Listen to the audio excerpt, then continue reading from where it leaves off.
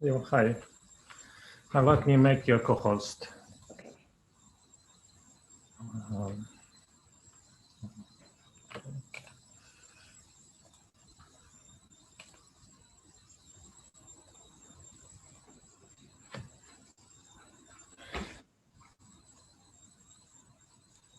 Are you going to use slides or notes?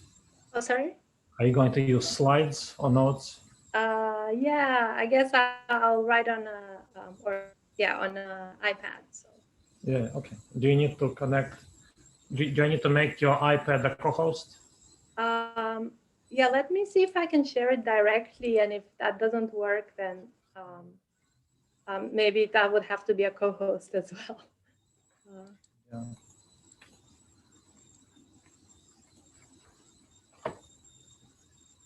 For some reason, I guess it seems okay, right?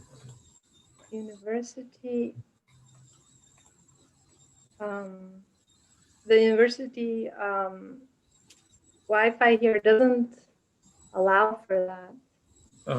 So maybe I'll just connect with my iPad as well. Yeah, if you want, you can connect with iPad and we'll make it a co-host as well. Ben, hi. Hi. Are you at the IS? Yep. A few more people decided to come this semester. Yeah. Do you have lunch at IS in the usual place, but it's all takeout. It's takeout, but it's as good as before. Is it? Yeah, it's actually pretty good. It's quite good. Yeah, I know that's the best part about going to the IS. Is Pierre Delaney around, or is he staying at home? I saw him, like I gave like the colloquium talk early in the first quarter, and I saw him then, but I haven't seen him since. Well, let me co-host your iPad. Okay, thanks. I'll stop sharing this.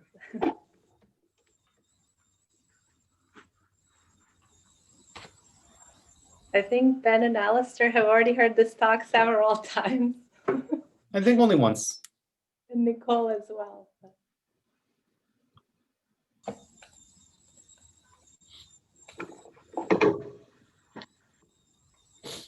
Hi, Eva. Hi, Nicole. Everyone. Nicole, where are you? I'm in Berkeley. Hay? Oh, okay. That's not hay. Why?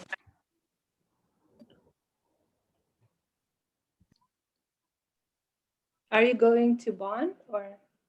I don't know yet. A bon voyage? Yeah, I don't know. It seems like going to Bonn right now. It doesn't have much of a point because I just going from one room to another room.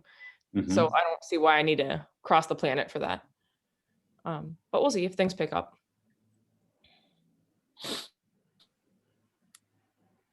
Yeah, I guess especially if you can get paid by Bond while staying in California. I think that would be ideal, exactly. But I am getting paid by LA at the same time, so that's the true point here, right? It's the best if several places pay you independently. That's always exactly, and you're at neither of them because I'm not in LA anyway. You're missing out on like sausages and rival cooking. I think you'll survive. I think as a vegetarian in particular, I will definitely survive. You're gonna have rival cooking. Okay.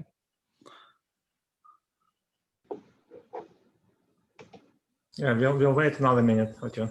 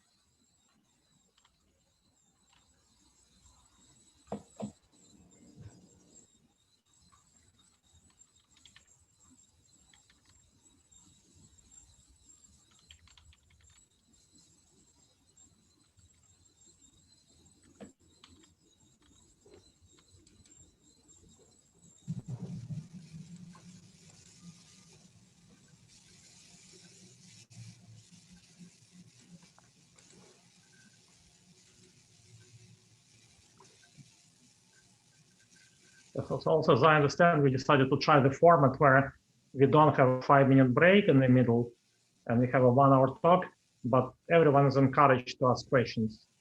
So let's, I think we can try that. And shall we start? We welcome Iva Halacheva as the first speaker this semester, and she'll tell us about categorical braid group actions, the cactus group, and crystals. Yeah, so thank you very much for the invitation and for the perfect pronunciation of my name. I don't get that too often. So it's great to be at this seminar.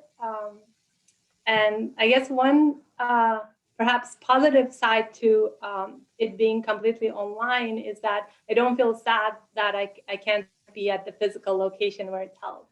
It's nice to bring people together from different locations like this. So this is a project joined with Tony Licata, Losev, and Oded Yacobi. And it just recently went on the archive, so you can find it there and find out more information if you'd like, and also hunt down the other authors if you have further questions beyond this talk. As the title suggests, I would like to talk about braid group actions and then the categorical version of those, and then discuss the cactus side of that whole story and how crystals come into that as well. So starting with my first slide here. Let's just start with quantum groups. And throughout, we'll be using a simply laced semisimple algebra. The reason for that is that, as we'll see later on, in a particular situation that I'd like to consider, we only know the braid relations in the simply laced case, unfortunately.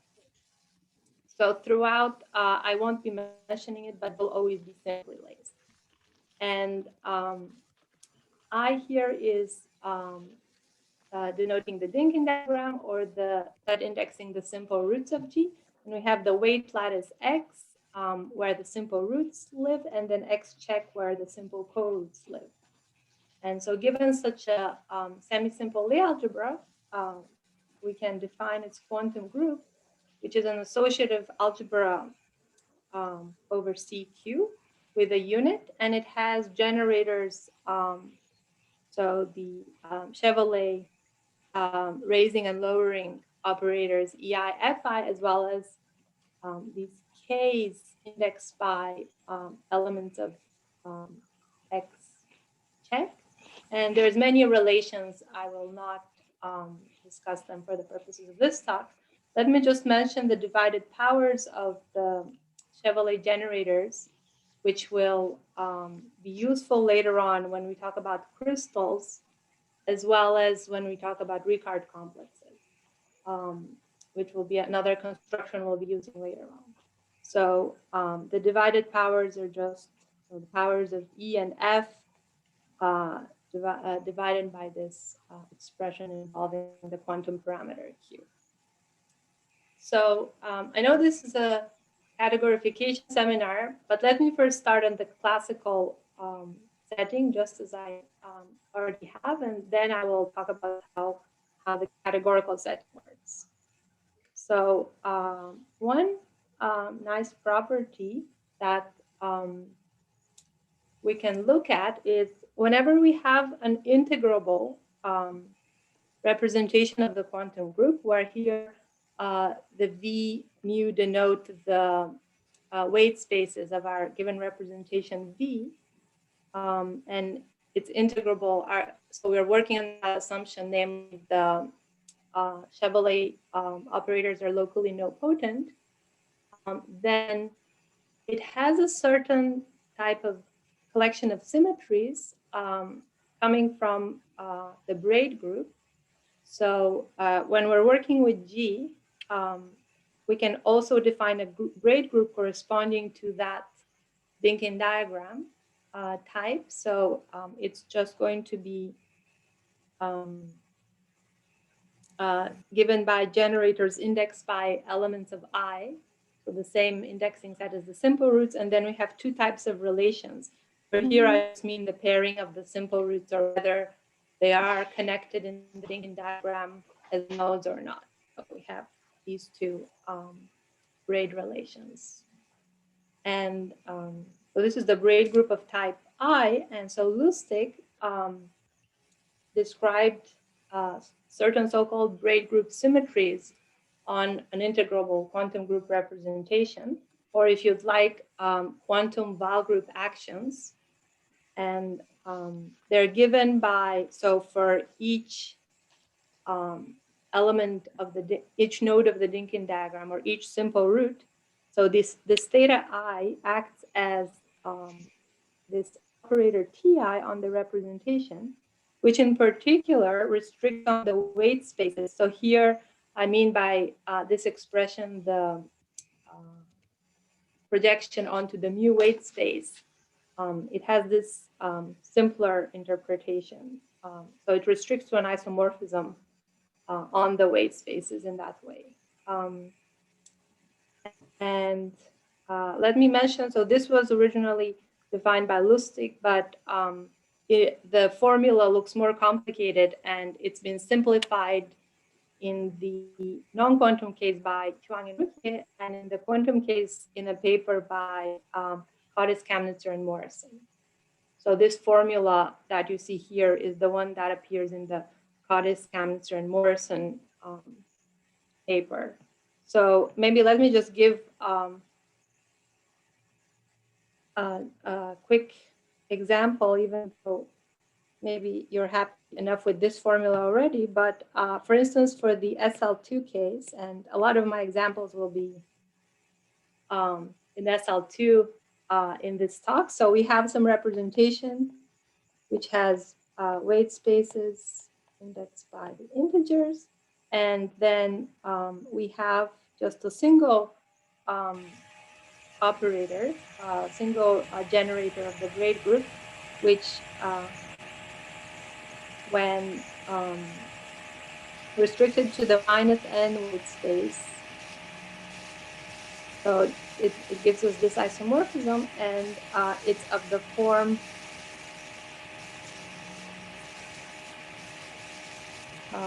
so minus q to the k, e to the n plus k, f to the k, where here we have the divided powers, and where k runs over integers. Sorry, over not all integers, but over some finite subset. So in fact, these sums are going to be finite because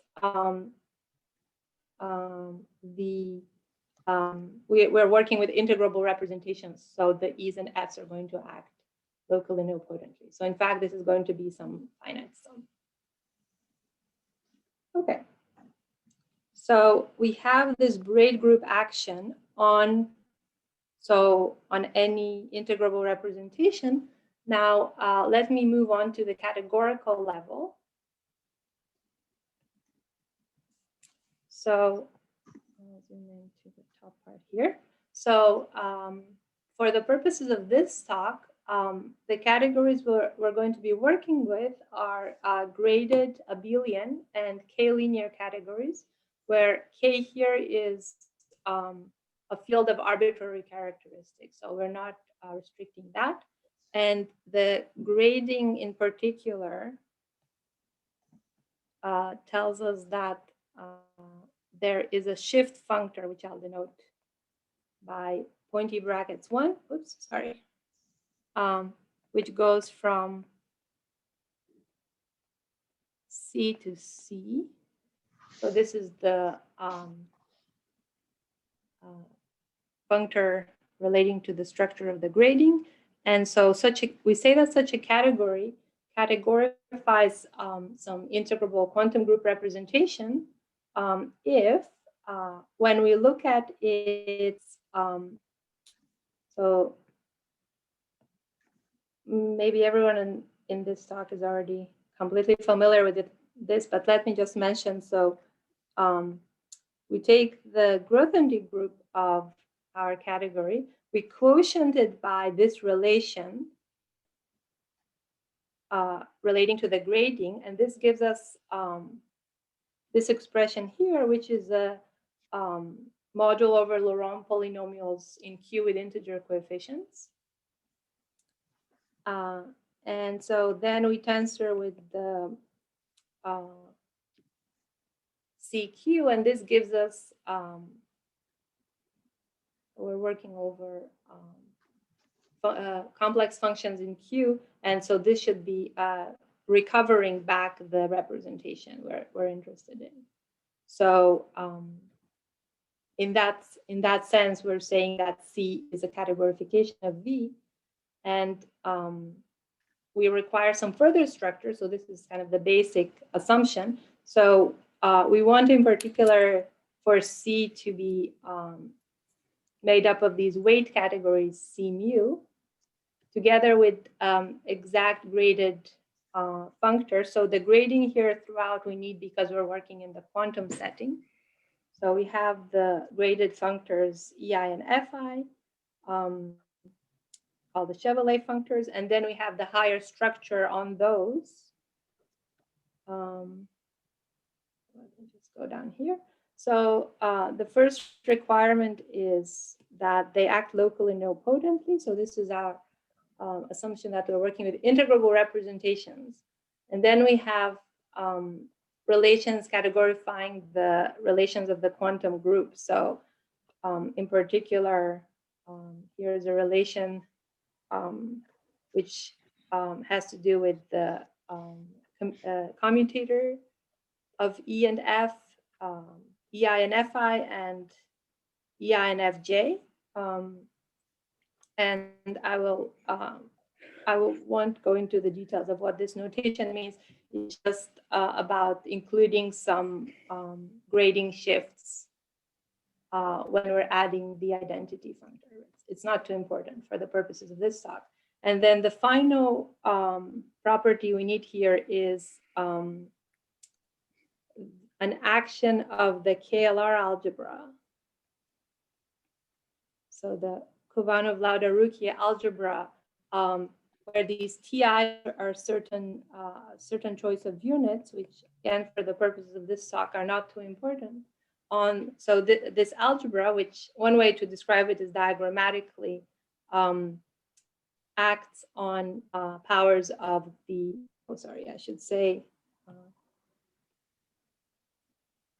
of the raising Chevrolet functors. And so this theory was developed by Kovanov, Lauda, and Rouquier. And so it's giving us a categorification of any quantum integrable representation. So here's a quick example of this. And I think I've separated the gradings here. Sorry about that, but maybe it's easier to understand this way. So if we're looking at the adjoint SL2 representation, it has 3 weight spaces. So the 2, 0, and -2 weight spaces. And then the raising and lowering functors here are just given by induction and restriction. Yeah. And for instance, if we're raising twice, this just takes a K module and tensors it with this ring, Kx mod x squared. Okay, so any questions, or this is all, I guess, still the building up the required theory in order to state the results I would like.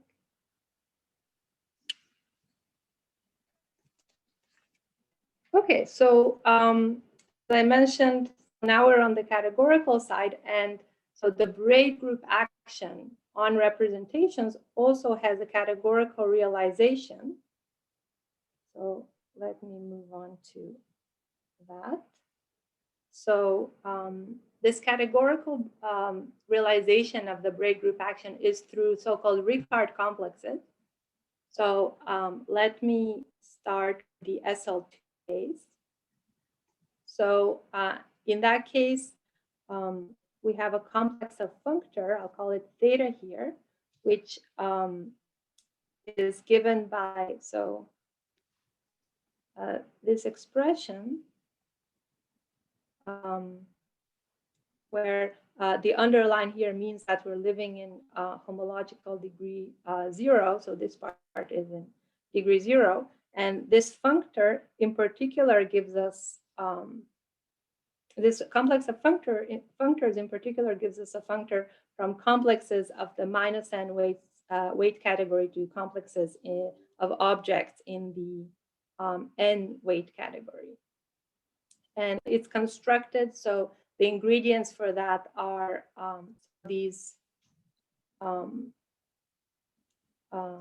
divided difference functors, which are defined using the KLR action, KLR algebra action, which in the SL2 case is actually just the degenerate affine Hecke algebra.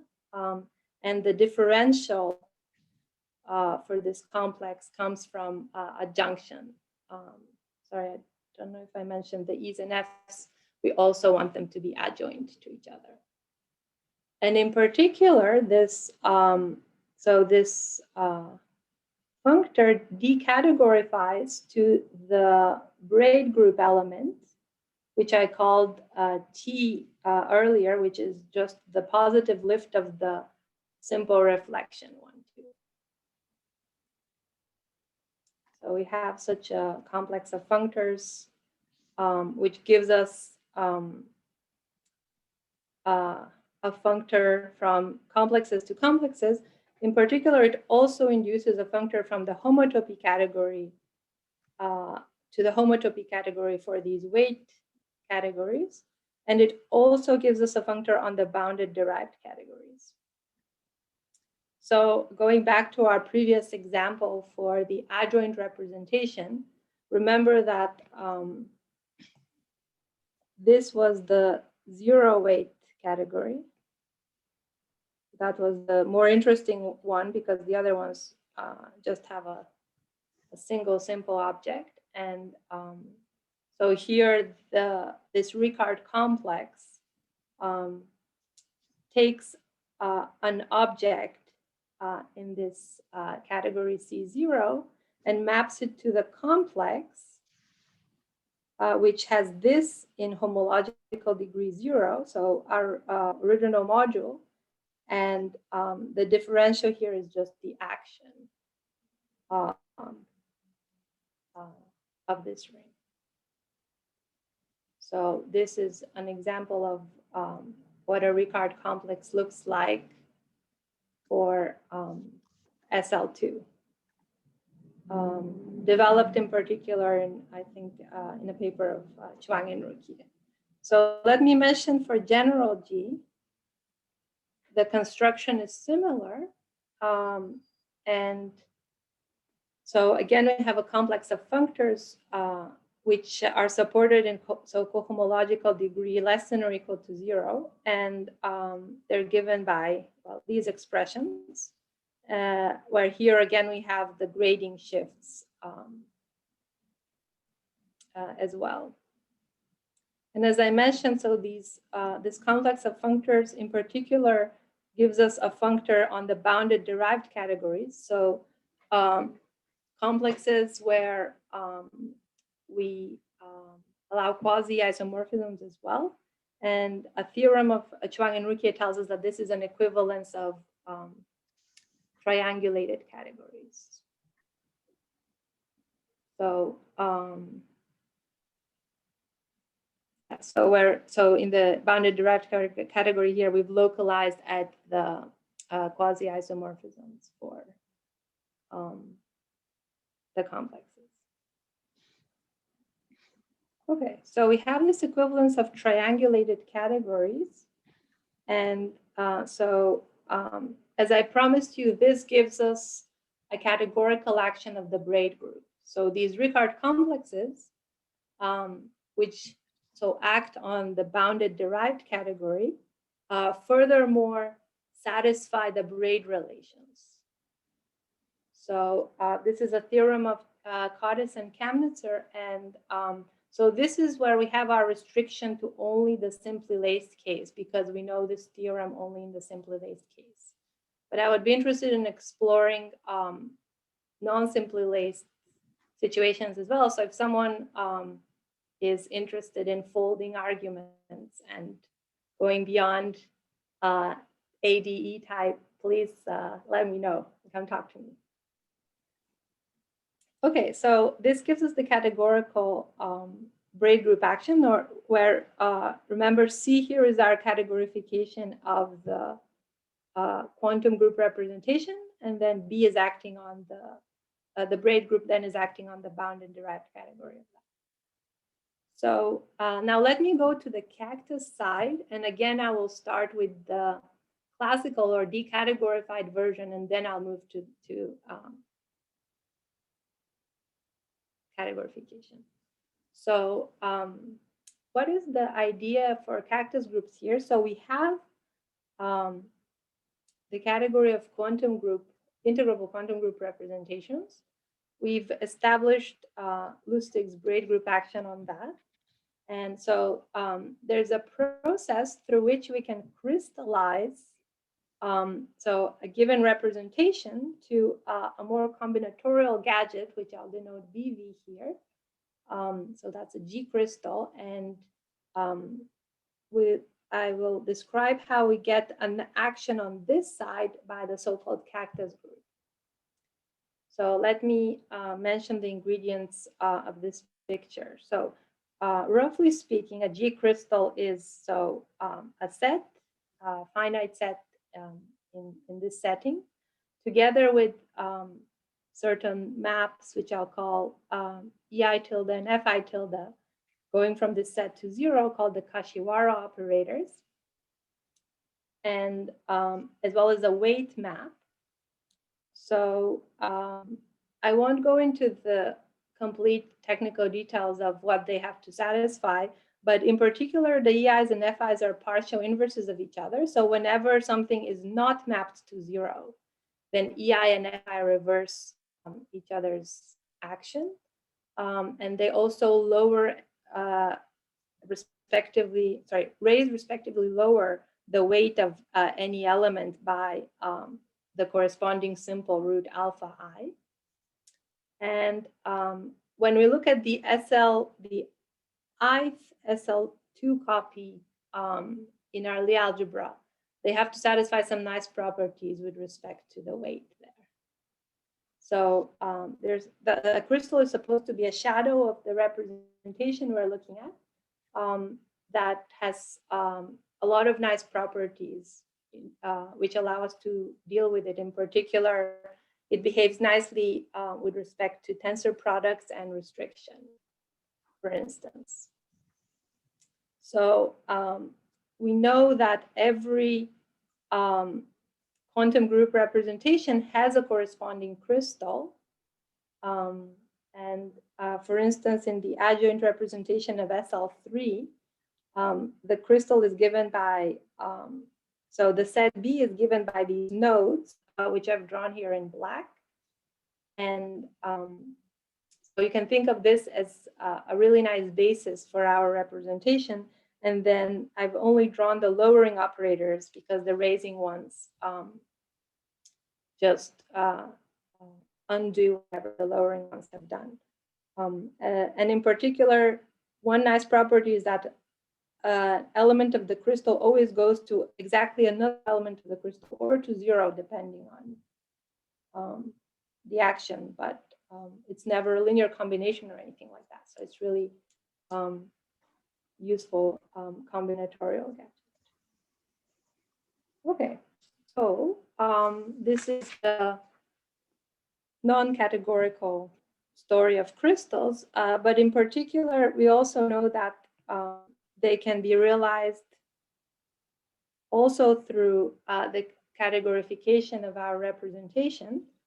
So working with C again, the same type of category we had before, then consider this set, which is the set of equivalence classes of simple objects of C up to shift. So this is just equivalence classes of simple objects. And then we can define functors which correspond to the crystal operators, where to any element in this set, so X is an element here,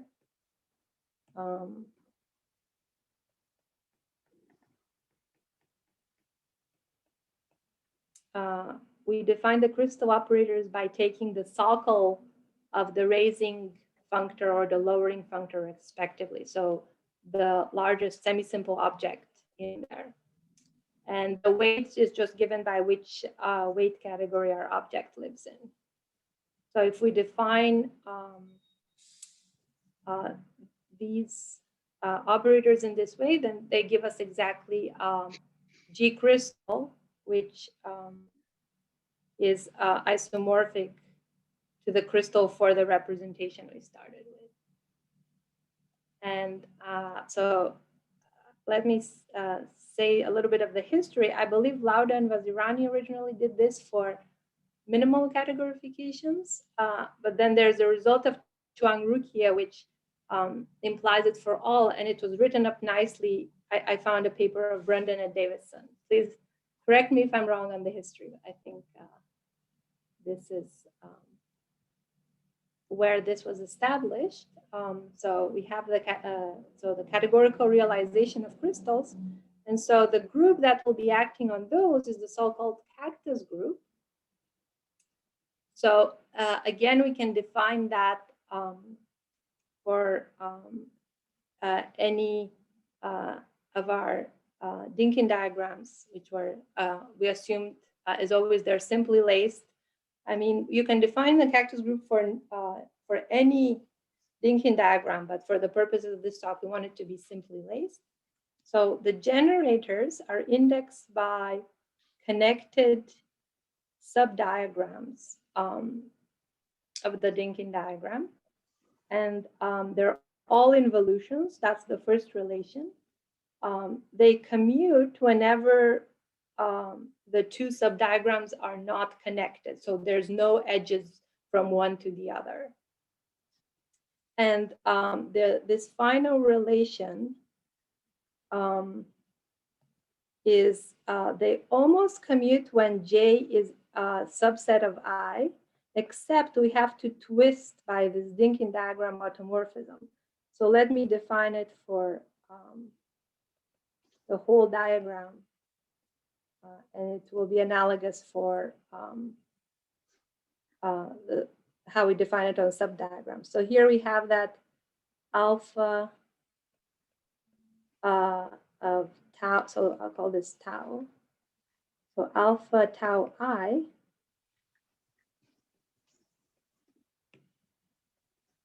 is minus W naught acting on alpha I.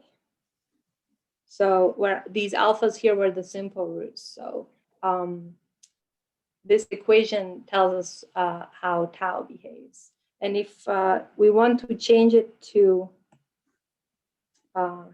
some other diagram, subdiagram of I, then we'll just take, instead of the longest Weyl group element for the whole algebra, we take the longest parabolic Weyl group element for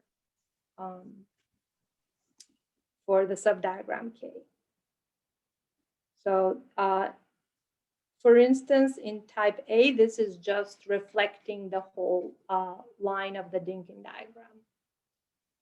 So that's what it looks like there. And so the cactus group surjects onto the Weyl group,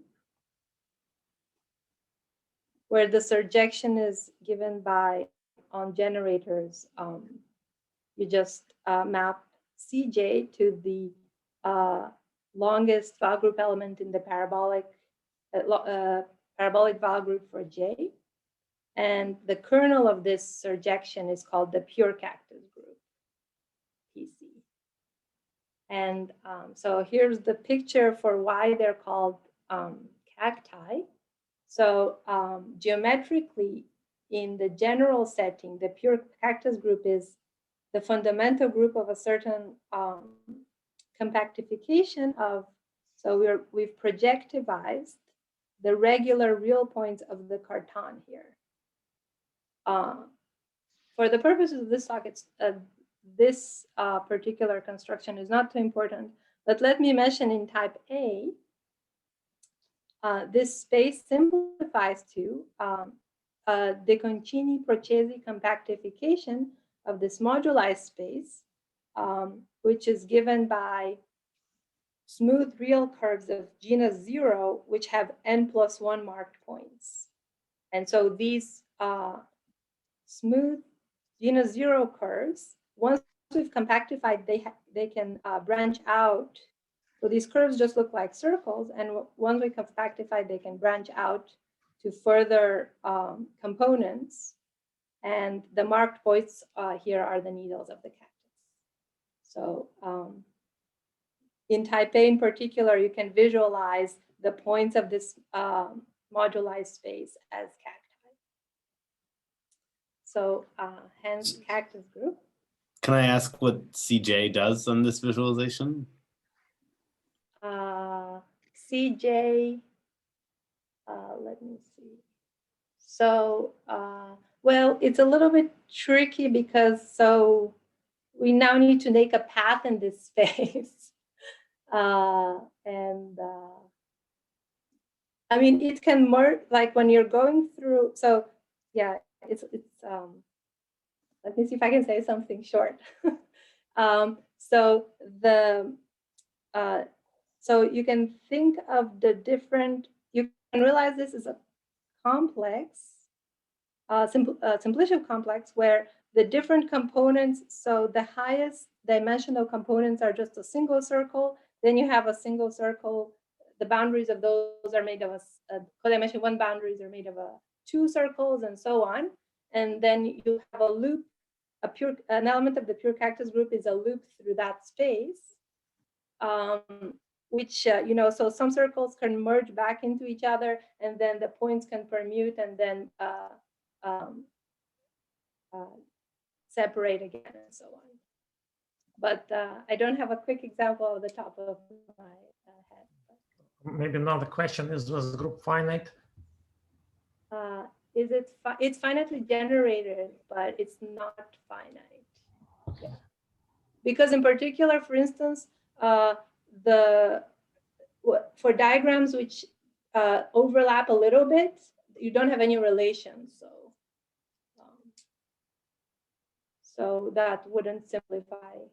I don't know if that's a convincing enough argument, but that wouldn't simplify some expressions. And yeah, it's not beyond, I think, SL3, maybe SL4, it's not finite.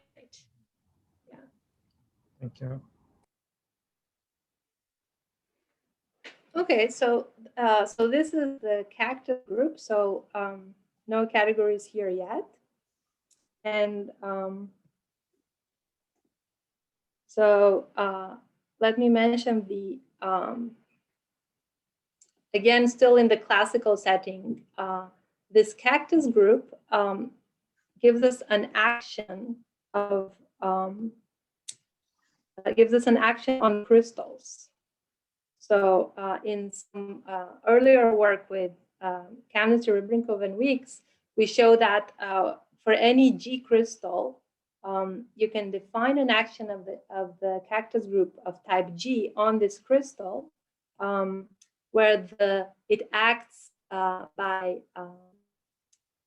set maps. So it doesn't preserve the crystal structure, but it's just permuting the vertices in a certain way. And let me mention a little bit of the combinatorial story behind that. So if we look at our crystal, we can decompose it into irreducible components. On each of these irreducible components, we have this so-called generalized Schützenberger involution, which has this property on the weights. So transforms the weight of any element to the longest Weyl group element acting on that And so in particular, swaps the lowest and highest weight elements in our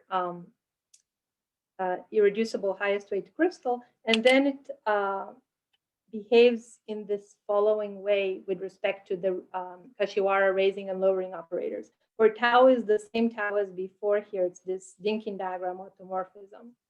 So in particular, if you have an element in the crystal, let's take the highest weight element, and then any element can be obtained from that by applying some lowering operators. And then you know how this Schützenberger involution, generalized Schützenberger involution, can be commuted with the S using this relation.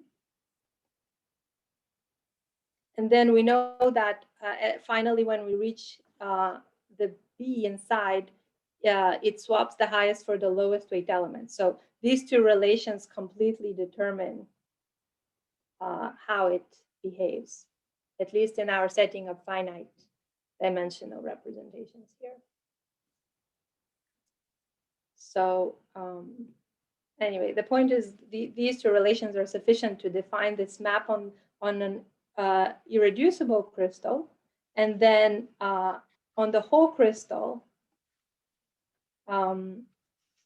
the Schützenberger involution corresponding to the whole Dynkin diagram acts via these C lambdas, whereas the one corresponding to some Dynkin subdiagram acts by first restrict the crystal to this subdiagram. So we're forgetting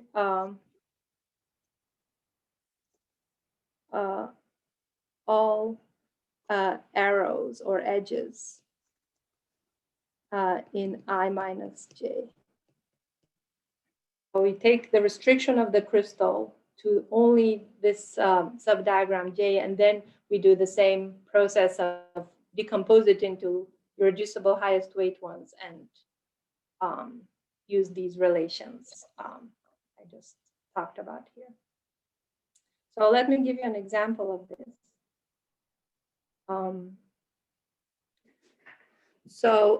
Here's the crystal for the adjoint SL3 representation again. And here's the Dynkin diagram. And so we have 3 generators, one for this subdiagram, one for this subdiagram, and one for the whole thing, which I'll call C12, C12, C1, and C2. And so let me show you how those act on the crystal. So C12, we have all of the edges. And so in particular, what's going to happen is it will swap the highest and lowest weight elements. And it will swap these two, and these two. So that's what the action of this element does to the crystal. For the C1 action, so we've forgotten all the arrows labeled by 2. And within each of these connected components now, which corresponds to irreducible highest weight crystal for that subdiagram, the action is as follows. So swap lowest and highest, and then use the second relation to determine what happens to the rest. But in this case, it's not very interesting what happens to the rest. And similarly for the C2 action. Yeah. So now that I've established the classical story, let me mention the question we're interested in is, we have a way to go from representation to its crystal. And so we're interested in how do we recover the cactus group action from the braid group action on representations. And unfortunately, I I'm not aware of, or I don't think there exists an answer in the classical case for that yet. So we kind of jumped the gun and figured out how to do it categorically. But it still remains to figure out how to do it without referring to categories. So, so let me start with a little bit of a different story here. So we'll need the notion of perversity, which will apply to the Rickard complexes I talked about earlier in order to recover from the braid group action, the cactus group action. And throughout here, I'm not going to mention it for simplicity, but everything is still graded because we're in the quantum setting. But you can just add the word graded to everything you see. So let me say a little bit about what's happening on this slide. So first, I'd like to talk about the triangulated categories. So suppose T and T prime are two triangulated categories with T structures, little t and little t prime. So here, in particular, this is a pair of some full subcategories of T with some further structure, and we'll call the heart of our category the intersection of these full subcategories. So we have the triangulated structure here. And we also, suppose we have filtrations by thick triangulated categories. So we have filtrations both for T and for T prime. And we're also going to have a function from the indexing set of this filtration to the integers. And then we call a functor T to T prime a perverse equivalence with respect to this data. So the two filtrations and the perversity function, if it satisfies these two properties. So it preserves the filtration, first of all, takes Ti to Ti prime. And in particular, that means that it induces an equivalence on the quotient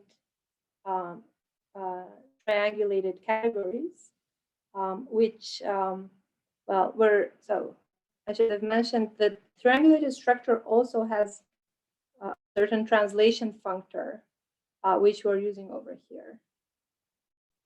And so if we shift our functor by this translation functor, that then is going to be T exact, which just means that it preserves the heart. So it takes the heart of T to the heart of T prime.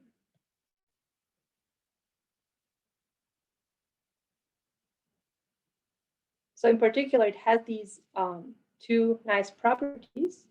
And the reason we care about perversity is because whenever you have a perverse equivalence of this type, it induces a bijection on the simple objects of the hearts. So let me say in particular,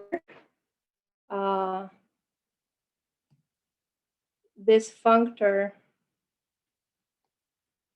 shifted by this perversity function. So it induces a bijection.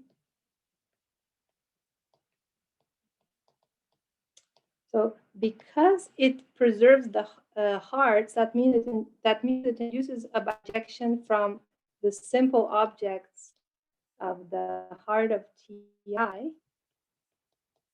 Remove the simple objects of the heart of Ti minus 1.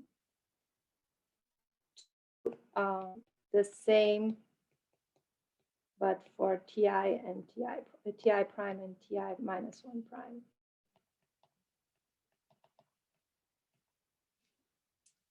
So this functor gives us such a bijection. And when you put all of these bijections together,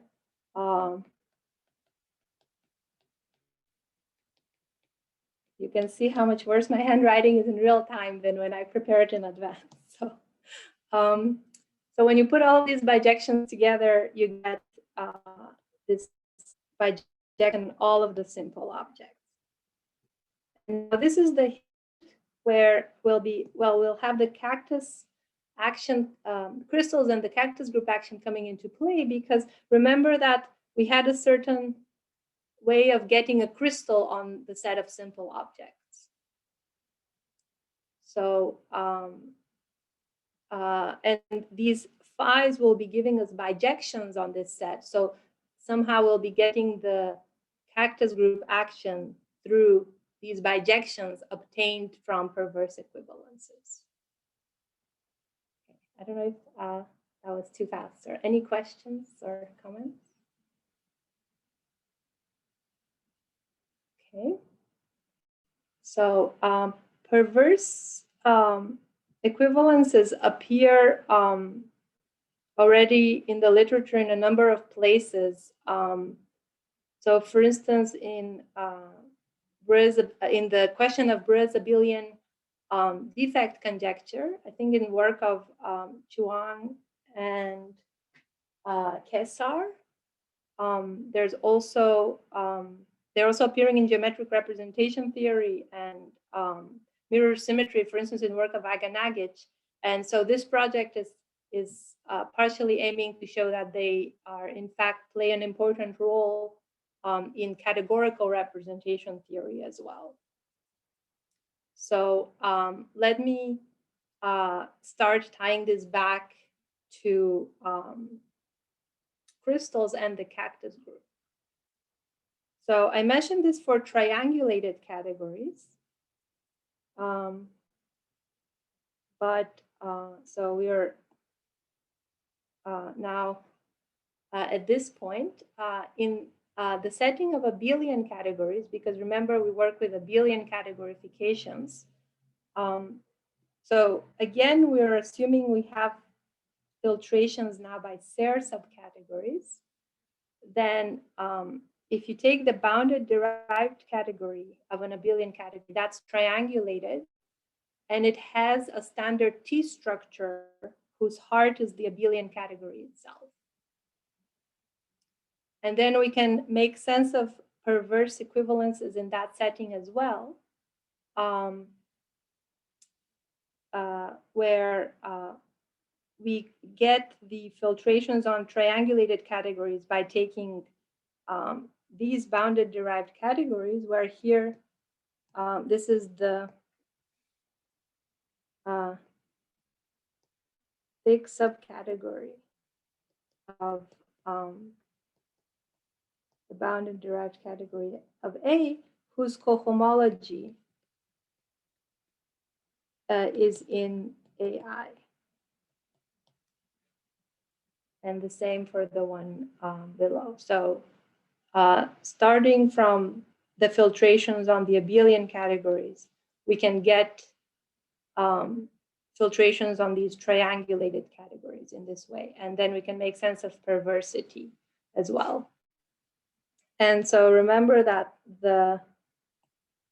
as I mentioned, these are the hearts here of the bounded derived categories we're considering. And whenever we have a functor which is a perverse equivalence, in particular, it's going to be giving us a bijection on the simple objects. And this is how we'll be getting bijections on the set of crystals. So, sorry, let me zoom this in. So now going back to Rickard complexes, remember that we defined them for as indexed by the simple roots or simple reflections. But since they satisfy the braid group relations, it makes sense to consider Rickard complex corresponding to an element or a positive lift of the longest element of the Weyl group. And so this gives us a functor from the derived category of the mu weight space category of our categorification to the one for the W naught mu weight space. So C here is as before categorification of some representation V. And so the goal is to show that these are perverse, because then they will give us bijections on the irreducible, on the simple objects of C, which have a crystal structure, and that will produce the cactus action. So sorry, let me mention this example before I talk about the general case. So this was already shown in work of Chuang and Rouquier for the SL2 case, where so in order to describe perversity, we need filtrations. So if you take the set of simple objects of our categorical representation, then you can filter it by looking at just the raising and lowering functors here. So when is an object killed by F, or when is it killed by E? And so these filtrations on the set of simple objects give us filtrations on the whole category by taking the Serre subcategories generated by this set. Maybe I should call it CI, sorry. No, maybe A is good. So A is the Serre subcategory generated by this set. And so that when you take all of these together, they give us a filtration on C. And with respect to these filtrations, so Chuang and Rouquier have shown that the Rickard complex is perverse, where you take these two filtrations together with the identity perversity function. And so more generally, we're going to show that the Rickard complexes are perverse for any so simply laced semisimple Lie algebra. And the filtration we're going to use is a so-called Jordan-Holder filtration. And I know this theorem appears in the literature for additive categories. So we wrote it explicitly for abelian, but I assume it's not really new, or maybe it's written down somewhere else, but I'm not aware of it. So if you want a particular expression for it, you can find it in our paper as well. So any categorical representation, this just says that you have a filtration of the category where each of the components is a subrepresentation of C, and their quotients are simple. So they're not just simple, but they have this special structure where they're a tensor product of, so AI is an abelian category, tensored with so-called minimal categorification.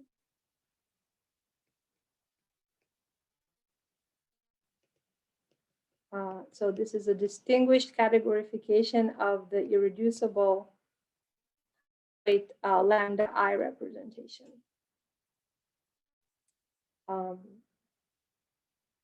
Yeah. So we have this nice Jordan-Holder filtration. since I'm running low on time, let me not say more about this theorem. But so this is precisely the filtration that we'll want to use in order to show perversity. So, so let me disambiguate this theorem here. So we started before with a categorical quantum group representation. We use the Jordan-Holder filtration on that. We take the highest weights, which are indexing the simple representations given by the successive quotient. And then we obtain the filtration we're interested in by intersecting this Jordan-Holder filtration with the weight categories, because we'll be working with individual weight categories rather than all of C. So the Jordan-Holder intersected with the two weight categories we're interested in is giving us the filtrations, and the perversity function here is just the height of the weight mu subtract the longest vowel group element applied to lambda I. So we have the filtrations, we have our perversity function, and with respect to, so let me maybe mention the more general statement here. With respect to this perversity data, we show that the Rickard complexes are perverse equivalences. So from the mu weight space category to W naught mu weight space category. And in the specific instance where we have an isotypic categorification of type lambda, then something even more is true. So the Rickard complex shifted by this value corresponding to the perversity function is T exact. So it preserves the hearts here. Okay, so the upshot of showing perversity for the Rickard complexes is that then we can recover the cactus group action. So we can define a Rickard complex for any parabolic L group longest element. This will act on the bounded derived category of C. This induces a bijection on the simple objects because theta is perverse. This was a remark I had earlier. So by theorem 1, we know that theta is perverse. By an earlier remark, we know that this gives us bijection on the simple objects of the heart, which is C itself. And then the content of the second theorem is that these bijections phi j satisfy the cactus relations. So they give us an action of the cactus group, and in fact this action coincides with the one I described combinatorially earlier. So what we get is an action. So starting from an action of the braid group, I described by Rickard complexes how that gives us a categorical braid group action, and from there we can derive the cactus action on the simple objects of C. But if someone knows how to go directly without going through categories, I'd be interested in hearing that as well. And I noticed as I was writing this talk that we're missing an E here in our author names. But yeah, so in fact, yeah, I can think of some people in the audience who match that, that requirement. Okay, so I think I'll end it here. Oh, yeah. Okay, thanks. Well, let's thank Iva for a fascinating talk. But okay, can I ask you, is there some kind of tropical, is this part of a tropical story in the sense of tropical mathematics that you're studying this cacti group action? Oh, the cactus group action. That's a good question. I think it ties into sorry, I don't know about the tropical story. Maybe I can say something else if that makes sense. I don't know either, but I mean, I keep hearing about it, so I thought maybe it's related. Oh, it ties into like operad structure, because these cacti have an operad structure. And also you can realize this moduli space through associahedra. But I'm not aware of so that's kind of the closest I'm not aware of a tropical story there, but that would be interesting. But so the cactus group action, it somehow intertwines the Kashewara operators or Kashewara. Yeah. So there was this relation which let me see if I can go back to that. So yeah, it's not quite commuting with them, but it intertwines it in this way. And I'm not sure, what the significance of this is. So this intertwining, that would be interesting to explore. But so Kashewara operators, they kind of partial operators on sets, right? So kind of that's right. Partial map of a set. Just quickly, the categorification of that relation is known. Like, was that proven that the Rickard complex intertwines E and F in that way? This we had to work on. So there was some version of it in a paper by Cautis, but we needed to prove a few more relations of this type. Yeah. Okay, but that's part of your theorem too, or whatever. Yeah, that's right. Yeah, I guess yeah.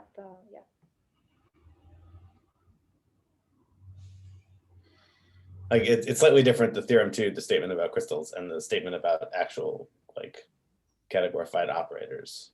In other words, one's a statement about Sokals and the other's a statement about the whole functor. So maybe ask a basic question. So what's the analog of Kashewara operators and cacti for the Hecke algebra? Is there an analog of the Kashewara operators? For the Hecke algebra. So instead of representations of the cyclotomic null Hecke algebra? No, just take the Zöge category, look at the action. I mean, it acts by functors, so you have a set of simple. Even without codification, you have a set of simple. Have Kashewara reductive basis of the Hecke algebra. Take that as a set. What's the analog of EIs and FIs of Kashewara? That's a good question. I'm not sure. So you're saying we're kind of going from the we're going from the symmetric group to the Hecke algebra, or? Well, I think so. When you go, as I understand, when you go from representation of a quantum group to crystal basis, I mean, you kind of degenerate into a set. So you just kind of see some set theoretical structure, which is still very interesting. I suppose that there are other examples where you can degenerate from representation into a set, and the kind of first example might be just the cardinalistic basis in the Hecke algebra, and in Hecke algebra representations such as induced representations, reducible representations. So I think exactly the statement you're asking about, this corresponding thing, was proven by myself and Matt Hogenkamp. We showed that a braid group, like the half twists in the braid group, as they act on indecomposable objects in the Hecke category, send them to exactly one other indecomposable object, i.e. the Sokal, modulo some lower terms in a filtration. And that's up to a grading shift. Do you get the cactus group or something else? Do you get a monoid? So you get, you get the cactus group, I think, acting by Schützenberger, like the other kind of Schützenberger. It's probably the same thing after some combinatorics, the other Schützenberger involutions. But you guys were doing it, so there's two cactus actions. The one I talked about is this internal one on a single representation. Whereas there's one on when you have any G, but you take n tensor product, and then it's the cactus group of type AN. That's right. And these two things very rarely agree, but they do agree in one case. Yeah. But so does it make Oh, does it make sense to extend the cactus group action to an action of some monoid? So in the, as I understand, in the cactus group, you always use half twists. So you use this kind of very specific elements of the Weyl group. Yeah, that's true. Yeah. You can ask if, for instance, if it may make sense to extend to some semi-group action that would correspond to using other elements of the Weyl group.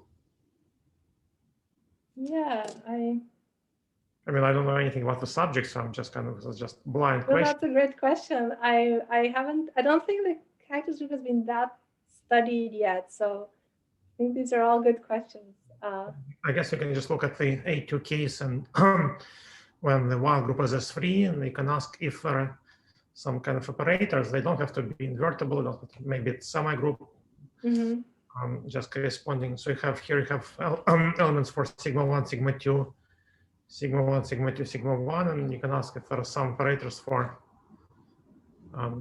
sigma 1, sigma 2, sigma 2, sigma 1, but it also sounds like it's a subject with old roots going back to the word of the work of Schützenberger. So it goes back a while. So it's also not easy to find new structures in the story, but maybe, I mean, because in this degenerate case, I think it's very natural to try to extend from groups to semi-groups. Kashawar operators, they're not invertible. They're partial maps. They're partial maps on the crystal basis. So they're not even maps, they're partial maps. You can ask, for instance, if there are some partial maps for in this setup, in your setup, or in advanced setup for in the Hecke algebra case for other elements. But again, that's just kind of blind questions. Yeah, that's an interesting question. I haven't thought about that, but thank you. Yeah.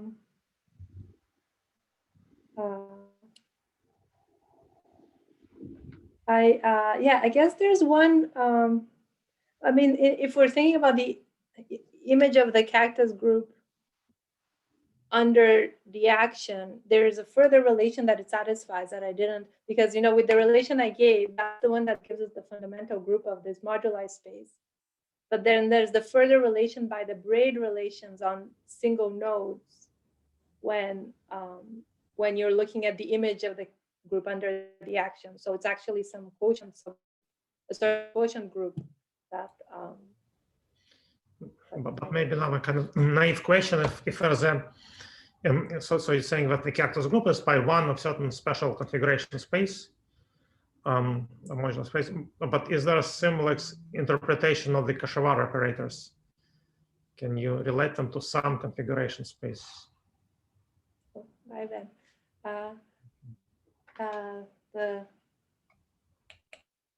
So you mean? So you're saying that you have kind of cactus. I mean, there's kind of I guess some similarity between cactus operators and Kashawar operators. If you mean which can be realized in? If cactus group is by one of something, you can ask if Kashawar operators can be related to some topological space or some dynamical system. So you don't have kind of you don't have invertible operators, but you can ask if there's some kind of some analog of that pi one story for Kashawar. But again, I'm just very random questions. Oh, that's interesting. I haven't thought of it from this perspective. So. You wouldn't expect pi one, but maybe some, I don't know, some semi-group or whatever, that kind to replace the cactus group. I see. Yeah. Okay. That sounds interesting. I'll have to. I guess just a very, very naive question, but probably it's been answered many years ago. What kind of systems Kashawar operators constitute? I mean, so there's a partial maps of sets, as I understand. What? Yeah, it's partial bijection. I guess they're partial bijections on the set B. Yeah.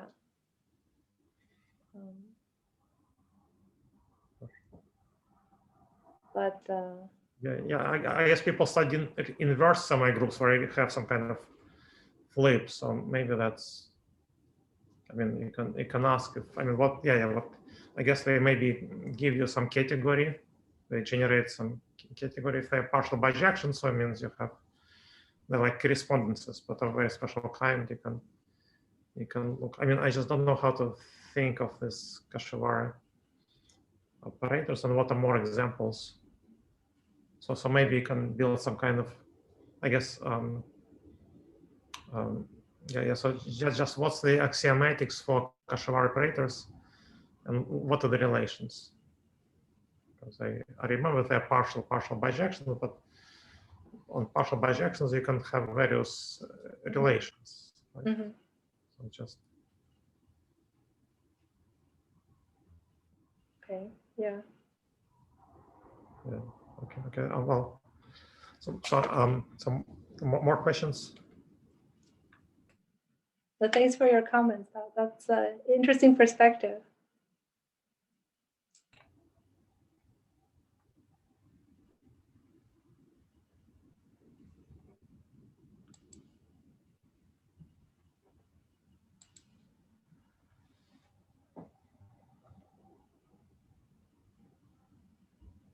Well, so if there are no more questions, let's thank Eva again.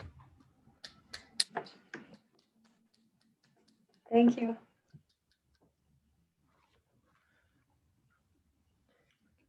So thank you for the talk. See you.